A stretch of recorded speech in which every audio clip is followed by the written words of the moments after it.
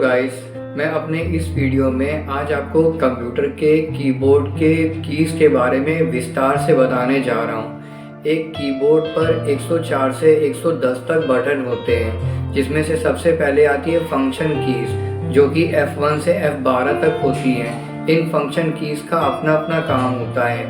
इसी तरह से इसमें एक आती है एस्केप की, ESC की जिसे कहते हैं। इस बटन का काम ये होता है कि जब आपको विंडो में पीछे आना होता है, बैक आना होता है या कोई प्रोग्राम चल रहा होता है उसे एस्केप करना होता है, तब इसका यूज़ किया जाता है। इसी तरह से इसमें आती है टाइपिंग कीज़, जैसे कि A से Z तक होती है या जितने भी सिंबल कीज़ होते हैं ये सब टाइपिंग कीज़ में आती हैं।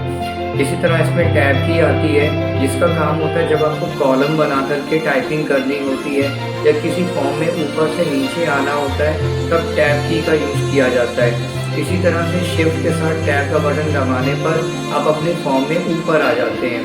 इसके बाद आती है कैप्स लॉक।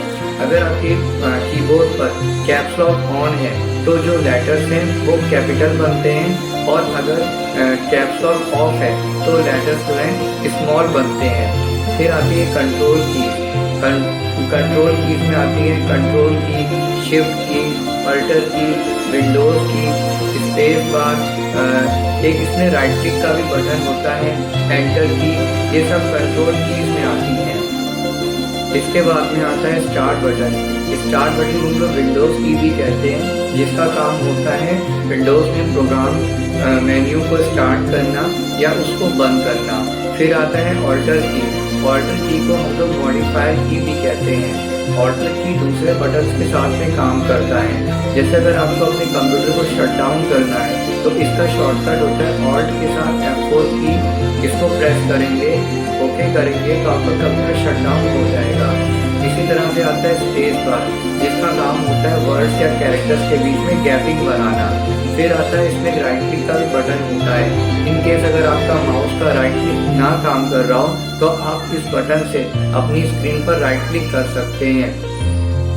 इसके बाद आता है एंटर की, जिसको हम लोग रिटर्न की भी कहते हैं। जैसे आपको अपने कंप्यूटर में कोई फाइल को ओपन करना है तो आप उस फाइल को सेलेक्ट करके जैसे एंटर करते हैं वो फाइल आपकी सिंपली ओपन हो जाती है। फिर आता है बैक स्पेस का बटन। इस बैक स्पेस बटन के दो काम होते हैं। जब आपको अपने कंप्यूटर में किसी विंडो में बैक पीछे आना होता है तब इसका यूज़ होता है, या फिर आपके किसी फाइल में कोई मैटर टाइप किया हुआ है उसको लेफ्ट तरफ इरेज करना है तो बैक स्पेस का यूज़ किया जाता है। आपके कीबोर्ड में इसके बाद आता है नेविगेशन कीपैड, जिसमें आप एरो की देखते हैं।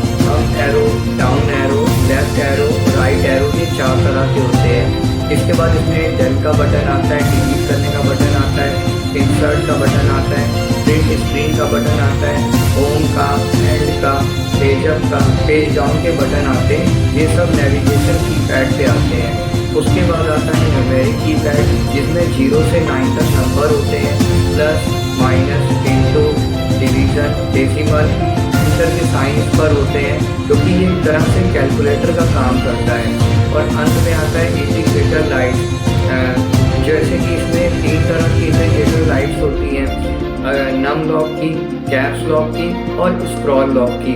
अगर नम लॉक की इंटीग्रेटर लाइट ऑन है इट मीन्स कि आपका न्यूमेरिक कीपैड ऑन है, उसमें नंबर टाइप होंगे।